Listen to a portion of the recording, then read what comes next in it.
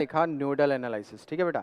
अब nodal analysis में क्या क्या वर्क हो रहा था वो भी आपको समझ में आया कि देखो इसमें स्टेप 1 में एकदम सिंपल था कि अगर मैं स्टेप 1 की बात करूं तो स्टेप 1 हमारा क्या कह रहा था कि पहले नोड आइडेंटिफाई कर लो, किसी भी सर्किट में पहले नोड बना लो कि नोड कौन कौन सा है, और नोड आइडेंटिफाई करना कोई डिफिकल्ट काम नहीं है, ठीक है। उसके बाद दूसरा क्या करें, आइसोलेटेड सिस्टम। तो आइसोलेटेड सिस्टम बनाने का सिंपल तरीका क्या मैंने बताया आपको कि आप ये देखो कि एक ही वायर से कितने प्लेट हैं कनेक्टेड, ठीक है। वही तुम्हारा आइसोलेटेड सिस्टम होगा, उस पर जितने भी चार्ज होंगे वो चार्ज को क्या कहोगे, आइसोलेटेड सिस्टम। जितने चार्ज होंगे उसका टोटल चार्ज कितना होना चाहिए, 0, मतलब वो कंजर्वेशन ऑफ प्रिंसिपल पे आता है। अगर ये दो चीज हम आइडेंटिफाई कर लेते हैं तो फिर तो सिंपल है, मैथमेटिक्स है, लीनियर इक्वेशन है, जहां मैं बड़ा गड़बड़ करता हूं आप नहीं करना, ठीक है। क्योंकि तुम लोगों से ये चीज मैंने बहुत सीखी है, ठीक है। बिकॉज देखो यहां मैं तुमको एक छोटी सी बात बताऊं, क्योंकि कई बार मेरे पास हुआ है, जैसे उस दिन एचसी वर्मा के एक सम्स कर रहा था मैं, 8/6 को मैं 2/3 लिख रहा था, ठीक है। तो बेटा मैंने कई बार बोली है कि बहुत सारी चीजें ब्रेन में चलती है, आप इस चीज को समझो, ठीक है। क्योंकि आप अगर क्लासरूम में बैठे रहते ना मेरे साथ तो तुम मुझे बताते सर ये क्या, तो मैं उसको क्लियर कर देता, है ना। तो वही चीज है, आप हो नहीं, आम सिंगल पर्सन जो आपको अपने अंदर की जितनी भी चीजें हैं मैं आपको बताने की कोशिश कर रहा हूं by the concept, by the चीजें। दैट्स द रीजन मैं नंबर ऑफ सम्स को ज्यादा से ज्यादा करता हूं। आप इलेक्ट्रोस्टैट में देखो यार 68 69 लेक्चर्स हमने डिस्कस किए हैं, तो इसका मतलब क्या था कि ज्यादा से ज्यादा चीजें बार बार कई चीजें बोली गई हैं वहां पर, ठीक है। तो उस चीज को थोड़ा सा समझो, और जिसको ये चीजें नहीं, देखो यहाँ पे की चीज है कि अगर जिनको इलेक्ट्रोस्टैट समझ में आया, गॉस थ्योरम समझ में आया, उनके लिए कैपेसिटर बहुत इजी है, ठीक है। कि कैपेसिटर में अगर कुछ नया हुआ था तो क्या हुआ था, डाइलेक्ट्रिक आया था, नया हुआ था तो क्या हुआ, सर्किट वाले देख रहे हैं तो सर्किट और डाइलेक्ट्रिक दो ही टॉपिक तो है, बाकी जो भी तुमने निकाला है सब तो वही था। पैरेलल प्लेट कैपेसिटर क्या होता है, ठीक है ना, पैरेलल प्लेट कैपेसिटेंस क्या होता है, कि चार्ज होता है तो कब वो चार्ज होगा, कब वो लीक हो जाएगा, क्या कहानी है, वो सारी चीजें, ठीक है। आज वापस से इसलिए बोल रहा हूं हर सारी चीजों को, बिकॉज क्या है कि आज ये टॉपिक एंड है, खत्म, ठीक है। मतलब न्यूमेरिकल्स हम बढ़ेंगे अभी, बट यहाँ पे थियोरटिकली हमने लगभग क्या 110% खत्म कर लिया, ठीक है। और ऐसा नहीं कि तुम्हारा मेंस का टॉपिक खत्म किया, मैंने एडवांस तक के टॉपिक खत्म किया, तुम एक बार देखोगे, ठीक है। और इस बार याद रखो मैं इस बार एक जो असाइनमेंट डालने वाला हूं तुम लोग के ग्रुप में, वो असाइनमेंट्स के क्वेश्चंस बहुत अच्छे होने वाले हैं, ठीक है। क्योंकि ऐसे भी 12th वाले बड़े कम रिस्पॉन्स करते हो, ठीक है। तुम्हें लगता है कि नहीं रिजल्ट ओके चल रहा है तुम्हारा बहुत अच्छा, तो बेटा आपको ज्यादा रिस्पॉन्स करना चाहिए, ठीक है। कि 11th वाले कम रिस्पॉन्स करें चलेगा, आप अगर कम रिस्पॉन्स करते हो ना इसका मतलब कुछ गड़बड़ है, ठीक है। क्योंकि देखो मैं तुमको एक सिंपल सी बात बताऊं, हम लोग अलग अलग स्टेट से आते हैं, ठीक है। जैसे तुम महाराष्ट्र से बिलोंग करते हो, मैं गुजरात से बिलोंग करता हूं, दूसरा कोई टीचर्स होगा वो कहीं और से बिलोंग करेगा। तो क्या होता है कि जब हम ऑनलाइन मिलते हैं ना तो हो सकता है मेरी टोन आपकी टोन नहीं मैच हो रही है, तो मुझे समझने में आपको थोड़ा टाइम लगेगा। तो लॉजिकली आप मेरे बहुत सारे लेक्चर सुनते जाओगे सुनते जाओगे सुनते जाओगे तो हम दोनों एक दूसरे को समझ सकते हैं। जैसे अब तुम लोग में से बहुत से ऐसे बच्चे जो मुझसे डाउट पूछता है तो मुझे आइडिया लगता है कि तुम पूछना क्या चाहते हो, इसलिए मैं कई बार बोलता हूँ कि तुम जो डाउट्स पूछो एग्जैक्ट क्वेश्चंस मुझे कंसीडर करके भेज दो, फोटो खींच के या स्नैप खींच के उसका भेजो तो मैं आपको यहाँ से आंसर करूंगा, क्लियर है। और थोड़ा सा सॉरी टू से बट थोड़ा सा क्या होता है कि मैं इस बात से भी डरता हूं कि आप सबका 11th स्टैंडर्ड का फ्लो कैसा रहा है, इसलिए कई बार 11th की चीजें आती है तो मैं उसको भी वापस एक्सप्लेन करने की कोशिश करता हूं, ठीक है। क्योंकि अगर देखो तुमने इलेक्ट्रोस्टैट समझ लिया है, कैपेसिटर एकदम ओवरऑल बहुत अच्छे से आ चुका है, तो करंट इलेक्ट्रिसिटी में हमें ज्यादा ध्यान देना ही नहीं पड़ेगा, बहुत आराम से टॉपिक समझ में आएगी, ठीक है। जो भी कार्बन कोड्स वगैरह है वो बहुत आराम से समझेंगे, कहीं दिक्कत नहीं होगा, कलर कोड ये सब समझने में। बट जब हम मैग्नेट में जाएंगे तो अगर यहाँ का इलेक्ट्रोस्टैट बहुत अच्छे से समझे हो तो यहाँ पे चार्ज रुका हुआ था वहां चार्ज मूव करेगा, और कुछ नहीं होगा, जो भी चीजें हैं सब सेम आएगी, वही फ्लक्स फ्लक्स सब आएगा, ठीक है। वहां मैक्सवेल की बात करेंगे। मेन जब टॉपिक है मेरे पॉइंट ऑफ व्यू से, अगर सबसे इंपॉर्टेंट टॉपिक है ना 12th का, तो वो कंडीशन जब मजा आएगा तुमको जब हम पढ़ेंगे क्या, ऑप्टिक्स। ऑप्टिक्स जब पढ़ेंगे ना तो मैं तुमको पूरी चीजें बताऊंगा, देखो ऑप्टिक्स है क्या, उस पर कैसे कोप्लेनर वेक्टर वेक्टर वगैरह सब यूज होता है। जो तुम लोग ऑप्टिक्स जो तुम बुक्स में देखते हो ना, वो तुम ऑप्टिक्स क्या देखते हो, ऑप्टिक्स सीधा तुम देखते हो कि देखो प्लेन मिरर होता है, उसको बाद स्पेरिकल मिरर होता है, उसको कट करते हैं, एक साइड से पॉलिश करते हैं, कॉनकेव होता है, कॉन्वेक्स होता है, इस तरह से चीजें आप देख रहे हो, ठीक है। बट मैं तुमको लॉजिकली समझाऊंगा कि what is the meaning of the radius of operators और क्या, तो उसके लिए आप रिलैक्स रहो। आप यहाँ पे अभी हम इलेक्ट्रोडायनामिक्स में हैं, तो मैं पूरा इलेक्ट्रोडायनामिक्स सॉल्व करूंगा। मेरा ऐसा नहीं है कि इलेक्ट्रोस्टैट किया, कैपेसिटर किया, अब चलो ऑप्टिक्स में जाते हैं, फिर मॉडर्न में जाते हैं। मैं पूरा एक लाइन से लेके जाऊंगा। इलेक्ट्रोस्टैट किया, कैपेसिटर किया, आप करंट इलेक्ट्रिसिटी आएंगे, मैग्नेट आएंगे, ठीक है। पहले पढ़ेंगे सोर्स ऑफ मैग्नेट, फिर हम पढ़ेंगे मैग्नेटिक फील्ड, फिर इंडक्शन, फिर अल्टरनेटिव करंट। हम ऐसे ही पढ़ने वाले हैं, ठीक है। और मैंने जो तुमको टारगेट दिया है उसको, अभी बहुत बच्चों के दिमाग में आएगा कि सर ये जून में तो आपने खत्म करने की बात की थी। हाँ, खत्म करेंगे करंट इलेक्ट्रिसिटी तक। हो सकता है सम्स वाला, मैंने ये भी बोला था 5-10 दिन आगे पीछे हो सकता है, बट हम करेंगे खत्म। और मैंने जो तुमको टारगेट दिया उसी टारगेट पे सिलेबस फिनिश करूंगा, ठीक है ना। तो एकदम ध्यान दो। और तुमको पता है अभी लॉकडाउन सिचुएशन है, चीजें अच्छी होती है फिर खराब हो जाती है, तो बहुत कॉम्प्लिकेशन चल रहा है अभी। तो तुम कंसंट्रेट अपनी स्टडी पे करते रहो कि ऑफलाइन कब होगा, कब, अभी तक ऑनलाइन ही चलेगा। तो बेटा जो भी चल रहा है आप कंसीडर करो। और थोड़े व्यूज जो है ना वो मुझे कम दिखते हैं 12th वाले बच्चों के वीडियोस में, ठीक है। आपके 1-2 दिन बाद मुझे व्यूज अच्छे आते हैं, मगर बेटा मैंने हमेशा सिखाया मेरे साथ चलो। आप मेरे पैरेलल चलते चलो जाओगे ना तो बहुत अच्छा होगा, क्योंकि बहुत बच्चे होते हैं जो अभी इलेक्ट्रोस्टैट के ही लेक्चर सुन रहे हैं। तो थोड़ा इस चीज को आप ध्यान से समझो, आप मेरे पैरेलल चलने की कोशिश करो तो मुझे आसान होगा, ठीक है। और थोड़े मेरे लिए भी इजी करो चीजों को, ठीक है ना। और इजी भी करो और खुद की नॉलेज भी अच्छे से बढ़ाओ, क्योंकि मैंने क्या बोला 11th अलग वे है, 12th की जो टॉपिक्स है, ये जो भी टॉपिक्स हम डिस्कस कर रहे हैं उस पर एकदम ब्रेन लगाना है आपको, क्योंकि ये तुमको नॉर्मल लाइफ में नहीं दिखता, ठीक है। जैसे 11th में कहते हैं फ्रिक्शन है, तो चलो तुम फ्रिक्शन गिर जाओ, स्लिप हो जाओ, तुम बता सकते हो। बट यहाँ पे चार्ज वार्ज की जो चीज़ें ना बेटा, आप करंट छूने में बहुत डर लगता है, तो वो सारी चीज़ें आपको यहाँ पे एज्यूम करनी पड़ेगी क्या क्या होता है। और ये सब हम आइडियोलॉजी पढ़ रहे हैं, रियल लाइफ में नहीं पढ़ते। मैंने इसका एग्जाम्पल भी दिया था, जैसे तुम आइडियल गैस और रियल गैस 2 चीज़ें पढ़ते हो। आइडियल गैस होता ही नहीं है, रियल गैस होता है। तो वही चीज़ है, हम सब आइडियोलॉजी पढ़ रहे हैं। ये सिंपल सा एक छोटा सा कॉन्सेप्ट है, जब आप आगे इंजीनियरिंग में जाओगे, बीटेक में जाओगे, तब तुम इसका लॉजिक समझ में आओगे ये क्या होता है, इसका मीनिंग क्या है, ठीक है। चलो हम नेक्स्ट क्वेश्चन की तरफ बढ़ते हैं, और इसको हम नोडल एनालिसिस से ही सॉल्व करेंगे। देखो क्वेश्चन क्या है मैं बताऊं आपको। देखो क्वेश्चन क्या है, चलो क्वेश्चन लिखते हैं। क्वेश्चन क्या है मेरे पास, find the potential, find the potential difference, find the potential difference VA minus VB, VA minus VB between point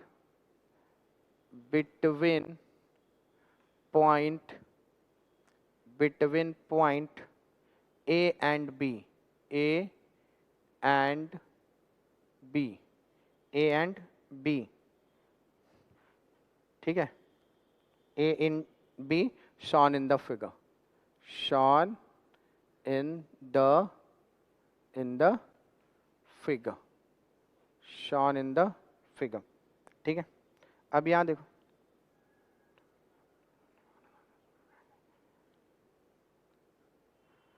ये है C1 और ये है C2 और ये है C3, ठीक है। यहाँ बेटा दिया हुआ एक बैटरी आपके पास, ये नेगेटिव टर्मिनल है, ये पॉजिटिव टर्मिनल है, दैट इज E1। और यहाँ दे रहा है तुम्हारे पास एक बैटरी, नेगेटिव टर्मिनल और पॉजिटिव टर्मिनल E2, ठीक है। ये ऐसा है, ये ऐसा है, क्लियर है।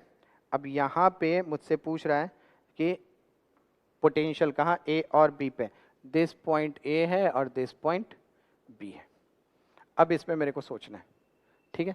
देखो यहाँ ध्यान से समझना, अगर ये ऐसा दे भी रहा है ना, तो देखो यहाँ पर क्या है, क्वेश्चंस में ये एज्यूम नहीं किया कि ये बैटरी है या वो बैटरी, मतलब E1 और E2 जो बैटरी है इसमें मैक्सिमम पोटेंशियल वाला कौन सा बैटरी है, ठीक है। तो सपोजिशन लेके चलते हैं। अगर ऐसा नहीं दिया है, कह रहा है find the potential difference between V and VB, तो एक सपोजिशन लेके चलते हैं। देखो मैंने क्या किया, इसको E2 वाले बैटरी को अपन क्या करते हैं कि बड़ी बैटरी लेके चलते हैं। अगर E2 वाले को बड़ी बैटरी लेके चलेंगे बेटा, तो ये क्या हो जाएगा, रेफरेंस, ये क्या हो जाएगा मेरा रेफरेंस पॉइंट।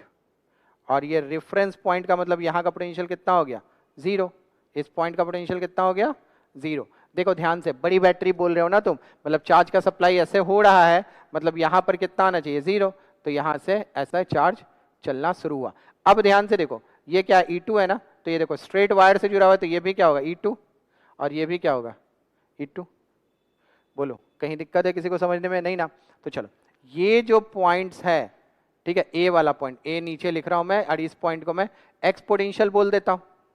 बोलो डन है। तो देखो ये 0 हो गया, ये E1 है, तो देखो ये पॉजिटिव से निगेटिव, इसके बीच कितना चाहिए? E1 ही होना चाहिए ना इतने दूर के बीच। तो ये तो क्या हो जाएगा -E1 क्योंकि निगेटिव के साथ है, तो ऑब्वियसली ये भी क्या मिलेगा तुमको -E1।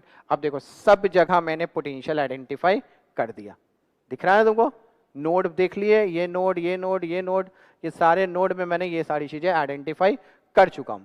अब लॉजिक क्या है कि चलो देख ले। तो देखो यहां से जो चार्ज इस पॉइंट पे आया, तो मैं ऐसे बोल सकता हूं ये चार्ज इस तरह से, मतलब ऐसे चल रहा होगा, देखो ऐसे गया।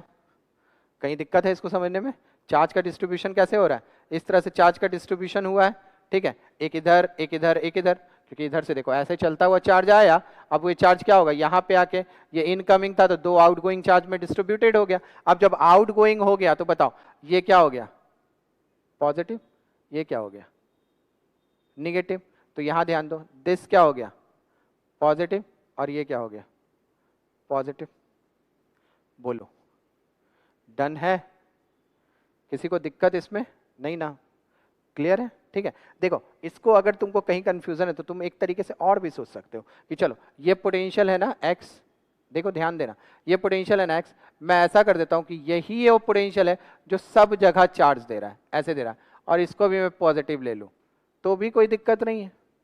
ध्यान से देखो, ऐसा भी करेंगे तो कोई दिक्कत है? मैं तुमको ऐसे ही करके दिखाता हूँ, देखो ध्यान से समझो। ऐसा करेंगे तो कोई दिक्कत है? नहीं ना। फिर मैं इसमें तुमको लूप रूल भी लगा के दिखाऊंगा, किरचॉफ्स भी। आज ये सम्स में हम सारे रूल्स लगा के देखेंगे। देखो ऐसा भी, अब तुम पूछोगे सर ऐसा क्यों कर रहे हो, तो देख मेरी बात को समझ कि E2 x -E1 0, ये समझने में कहीं दिक्कत नहीं ना। तो यहाँ पे कोई पोटेंशियल है ना, तो मुझे आइसोलेटेड प्लेट ही बनाना है ना। तो मैं ये कह रहा हूँ कि नहीं, यही वो पोटेंशियल है जहां से चार्ज डिस्ट्रीब्यूटेड हो रहा है। क्योंकि अगर तुम लॉजिकली ऐसे सोचोगे तो दिस E2 और दिस E1, इस पे अपने को पता ही नहीं कि कौन सा बड़ा है, नहीं दिया ना क्वेश्चन में, तो अपने को पता नहीं, अपने को नहीं पता, तो चलो हम असाइन कर लिए, इस पॉइंट्स को मैंने 0 कंसीडर कर लिया, रेफरेंस, दिस बिकम 0। क्लियर है? अब दिमाग में ये भी कहोगे सर ये वाला 0 ले लो ना, तो अगर ये वाला 0 ले लोगे तो इसको प्लस करके पढ़ना पड़ेगा तुमको, उसमें कहीं दिक्कत नहीं। तो मैंने क्या किया, 2 बैटरी के बीच में इसी को रेफरेंस पॉइंट लेके 0 ले लिया, कहीं पंगे नहीं है इसमें। ठीक है, क्लियर है इतनी बात? अब देखो, अब यहाँ पे अगर ये बैटरी नहीं पता मेरे को कौन बड़ा है, तो मैं ऐसे ही लेके चलता हूँ x, तो x से मैं ये कह रहा हूँ x पोटेंशियल से तीनों प्लेट चार्ज हो रहा है, ये पॉजिटिव, ये पॉजिटिव, ये पॉजिटिव। बोलो अब आइसोलेटेड प्लेट कौन सा हो गया? ये वाला। ठीक है, मतलब ये Q1 बोल दो, ये Q2 बोल दो और ये Q3 बोल दो। अब बताओ मुझे समीशन क्या लिखो? Q1 plus Q2 plus Q3 is equal to 0। कोई दिक्कत है इसमें? नहीं। अब ध्यान से देखो, मुझे A और B के बीच पोटेंशियल निकालना है, तो देखो Q1 की वैल्यू बता दो मुझे। Q1 की वैल्यू क्या लिखूं? बोलो कितना है? X और E1, X से E1, तो ये क्या लिखूं? देखो C1 into X plus E1 हो जाएगा ये। Q2 बता दो क्या है? X और E2, तो यहां क्या लिखेंगे? देखो C2 plus C2 into x minus E2। Q3 बता दो मुझे क्या है? x से 0, मतलब C3 into x minus 0 is equal to 0। देखो ऐसा हो जाएगा। अब देखो मुझे इन दोनों के बीच पोटेंशियल निकालनी है, मतलब x की वैल्यू निकाल लो तो पोटेंशियल निकल जाएगा A और B के बीच में। तो देखो x की वैल्यू यहां से निकाल लेते हैं, क्या हो जाएगा? देखो C1x plus C1E1 plus C2x minus C2 E2, C1x plus C1E1 plus C2x plus minus minus C2 E2। Clear है? और ये क्या हो जाएगा? देखो ये हो जाएगा plus C3x is equal to 0। देखो कोई दिक्कत है इसमें? नहीं ना। अब देखो C1 C2 C3, तो C1 plus C2 plus C3 common क्या ले ले? x, और इस तरफ जाएंगे बेटा, देख ये दोनों है ना, तो ये इस तरफ गया, क्या हो गया? C2E2 minus C1E1। देखो ऐसा होगा, तो यहां से x की वैल्यू क्या हो गई? देखो ये C2E2, मतलब C2E2 minus C1E1 divide by C1 plus C2 plus C3। देखो दिस इज द आंसर। ये क्या हो गया मेरे पास आंसर।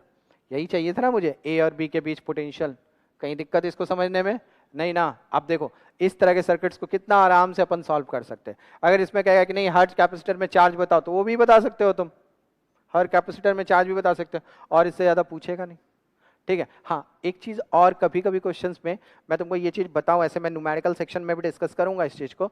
अगर कभी कभी सम्स में ऐसा भी पूछता है कि जैसे इसका कुछ कैपेसिटेंस दिया हुआ है, उसका कैपेसिटेंस दिया हुआ है, दोनों के बीच चार्ज सप्लाई दे रहा है, ठीक है, और यहाँ पे कह रहा है कि डाइलेक्ट्रिक ब्रेकडाउन हो रहा है। तो डाइलेक्ट्रिक ब्रेकडाउन होने का मतलब क्या सिखाया था तुमको, कि देखो कि किसमें मैक्सिमम चार्ज आ रहा है और कितना वो चार्ज एक्सपेक्ट कर सकता है, उससे आगे होगा तो डाइलेक्ट्रिक ब्रेकडाउन हो जाएगा। क्योंकि डाइलेक्ट्रिक ब्रेकडाउन में क्या बोला था मैंने, कि ज्यादा इलेक्ट्रिक फील्ड पास आउट होता है तो डाइलेक्ट्रिक ब्रेकडाउन हो जाता है, और इंसुलेटर किसमें बन जाता है, कंडक्टर में।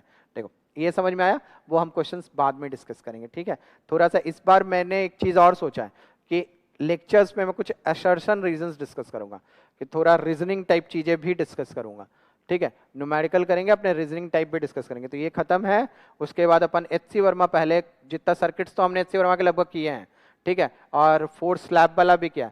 बाकी मैं 1 to 1 जैसे हमने इलेक्ट्रोस्टैट में किया था, गॉस में किया था, पोटेंशियल में किया था, वैसे इसमें भी अब कवर करेंगे। ठीक है, तो ये आपको आंसर समझ में आया, कहीं दिक्कत नहीं। तो इस तरह से हम नोडल एनालिसिस में इसमें सम सॉल्व करते हैं। ठीक है, चलो आगे बढ़ो। अब देखो यहां से तुमको किसी भी तरह का अगर सर्किट होगा तो अब तुमको दिक्कत नहीं होगा कि इसमें नोड कैसे लगाएं। तो नोड लगाना बहुत अच्छे से समझ चुके हो तुम, कि नोड का मतलब क्या होता है। देखो अभी इसमें कभी कभी तुमको ये लग रहा होगा कि सर ये रेफरेंस पॉइंट जो बोल रहे हो, ये रेफरेंस पॉइंट है क्या। तो देखो रेफरेंस पॉइंट का मतलब ऐसे समझो कि जैसे मैंने जो पहला कैपेसिटर तुमको इस तरह से दिया था, ठीक है, इस तरह से दिया था, तो इसमें इसको C1 बोला था, इसको C2, इसको C3, इसको C4 और यहाँ पे C5। ठीक है, और इसके साथ मैंने एक बैटरी कंसीडर किया था।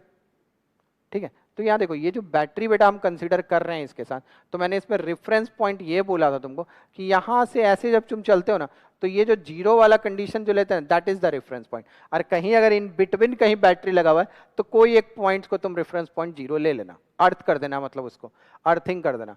और अर्थ करने का मतलब वहां का पोटेंशियल क्या होता है, जीरो, और फिर उसको सॉल्व करो।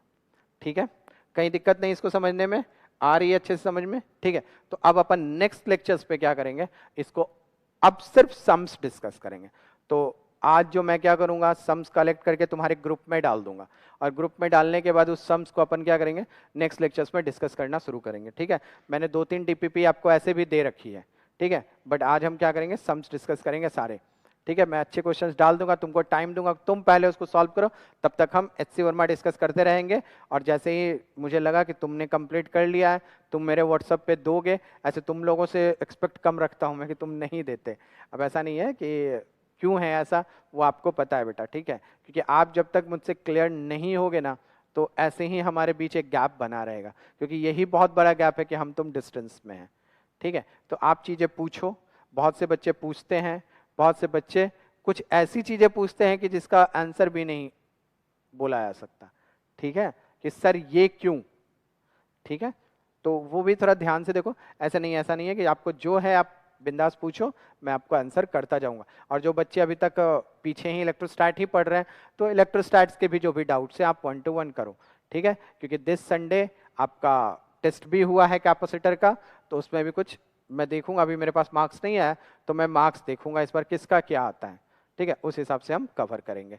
क्लियर है, तो अब हम कैपेसिटर के जो आने वाला जो वीक चल रहा है मेरा, इस वीक में हम सिर्फ कैपेसिटर के सम्स करेंगे। अब तुम्हारे दिमाग में ये भी है कि सर आप एरोडोव्स का सम्स कर रहे थे, आपने उसको स्टॉप किया। तो बेटा एरोडोव के सम्स इसलिए स्टॉप किए कि मुझे ऐसा लगा कि कुछ बच्चे में इंटरेस्ट है, कुछ बच्चे उसको फील ही नहीं कर रहे सम्स को। जब वो बच्चे फील नहीं कर रहे, तो मैंने ये सोचा कि आप एरोडोव के सम्स मुझे व्हाट्सअप ही करो, मैं वहीं से क्लियर करता चला जाऊं। ठीक है, क्योंकि आप फील नहीं कर रहे, फिर वहाँ पे वो चीज़ें आ नहीं रही, हम टॉपिक्स में भी पीछे चले जाएंगे। इसलिए मैंने सोचा कि अभी स्टॉप ही रखते हैं उसको। बट जो बच्चे एरोडोव बना रहे हैं उनके लिए ये चीज़ें हैं कि आप बहुत अच्छे से एरोडोव सॉल्व करो, जो क्वेश्चन नहीं लगे वो मुझसे पूछो, क्योंकि कैपेसिटर्स के भी आप क्वेश्चन देखोगे, हमने लगभग एरोडोव के भी बहुत सारे क्वेश्चन डिस्कस किए हैं। ठीक है, मैंने एरोडोव बोल के नहीं डिस्कस किया, बट किया है। तो आप उसको देखो। देखो एकदम याद रखोगे, जेई के लिए ये 2-3 चीजें बहुत इंपॉर्टेंट होती है, ठीक है। देखो different different type of nature of teachers होता है, ठीक है। जैसे कुछ टीचर्स होते हैं जो क्लास में बहुत इंजॉय करते हैं बच्चों के साथ, तो जब आप क्लासरूम में रहोगे तो हम बहुत अच्छे से कनेक्ट हो पाएंगे। बट यहाँ पर क्या होता है कि हम एक लेक्चर 40 मिनट्स 50 मिनट्स का लेक्चर रिकॉर्ड करते हैं, वहां पर ये चीज सारी चीजें बार बार बोलना मेरे लिए इम्पॉसिबल हो जाता है, ठीक है, क्योंकि नंबर ऑफ ड्यूरेशन टाइम भी बहुत कम है, ठीक है, और उसी में हमें सारे लेक्चर्स करने हैं। और तुम ये हमेशा याद रखो बेटा, 11th से बहुत ज्यादा बड़ा टॉपिक होता है 12th का, क्योंकि यहाँ पे बहुत थियोरिटिकल चीजें हैं, ठीक है। जितना 11th में उतना थियोरी नहीं डिस्कस करना। 11th में न्यूमेरिकली बहुत थियोरी होती है, बट यहाँ पे थियोरिटिकली बहुत अच्छे हो तो न्यूमेरिकल पक्का सॉल्व हो जाएगा। तो यहाँ पे हमें थियोरिटिकली बहुत सारी चीजें डिस्कस करनी रहती है, तो इसीलिए दैट्स द रीजन हमको यहाँ पे देखना रहता है, ठीक है। तो अभी जो मैंने तुमको सर्किट से रिलेटेड पढ़ाया है, एकदम ध्यान रखो। किरचॉफ्स इक्वेशन, ठीक है ना, किरचॉफ्स रूल बताया था, जंक्शन रूल, लूप रूल, उसको एक बार अच्छे से रिवाइज कर लो। Parallel symmetry, perpendicular symmetry revise करो, टर्मिनल सिमेट्री रिवाइज करो, नोडल एनालिसिस रिवाइज करो, और प्रॉब्लम इन्वॉल्विंग प्लेट जो बताया वो रिवाइज करो, ठीक है। इतना तुम्हारा होता है तो मुझे लगता है कि आपके कैपेसिटर से लगभग सम्स बनेंगे, ठीक है। और बाकी जो भी है थियोरेटिकल जो कुछ वगैरह हैं वो हम 1 to 1 डिस्कस करना शुरू करेंगे, ठीक है। तो इसलिए एकदम कॉन्सेंट्रेट करके अच्छे से प्रॉपर वे में आप इस बार कैपेसिटर्स और इलेक्ट्रोस्टैट जो भी मैंने पढ़ा है उसको प्रॉपर वे में कवर करते चले जाओ। कैपेसिटर आज थियोरेटिकली हमने एंड किया है, बट न्यूमेरिकली अभी 4-5 डेज और चलेगा। मतलब तुम ऐसे समझो तुम्हारे 5 या 10 लेक्चर्स और, मतलब 5 to 10 के बीच में लेक्चर्स और होंगे जिसमें हम न्यूमेरिकल्स ही डिस्कस करेंगे सिर्फ इसके, ठीक है। और ये याद रखो, मैंने पहले ही बोला था आरसी सर्किट हम करंट इलेक्ट्रिसिटी में पढ़ाएंगे आपको, आरसी सर्किट यहाँ पर नहीं डिस्कस करेंगे, ठीक है। क्योंकि बहुत सी बुक्स जैसे डीसी पांडे देखोगे तो उसमें पहले कब करंट इलेक्ट्रिसिटी पढ़ाया गया है, बाद में इलेक्ट्रोस्टैट पढ़ाया गया है, ठीक है। मगर मैक्सिमम बुक देखोगे पहले इलेक्ट्रोस्टैट देन करंट इलेक्ट्रिसिटी। तो इसलिए उन्होंने क्या किया, आरसी सर्किट डाला है कैपेसिटर वाले सम्स में, ठीक है। तो हम क्या करेंगे, हम आरसी सर्किट कब पढ़ेंगे, जब हम करंट इलेक्ट्रिसिटी को थियोरेटिकली सब समझ लेंगे तो उसमें आरसी सर्किट मैं डिस्कस करूंगा, ठीक है। और जब अल्टरनेटिव पढ़ लेंगे तो ऑब्वियसली एलसीआर सर्किट डिस्कस करेंगे। तो अभी हम सिर्फ सिंपल कैपेसिटर के सर्किट सॉल्व करेंगे, और नेक्स्ट लेक्चर में हम सिमेट्री वाले ये सारे बहुत सारे क्वेश्चन सब हम डिस्कस करना शुरू करेंगे। क्लियर है? तो नेक्स्ट लेक्चर्स में हम मिलते हैं, ओके।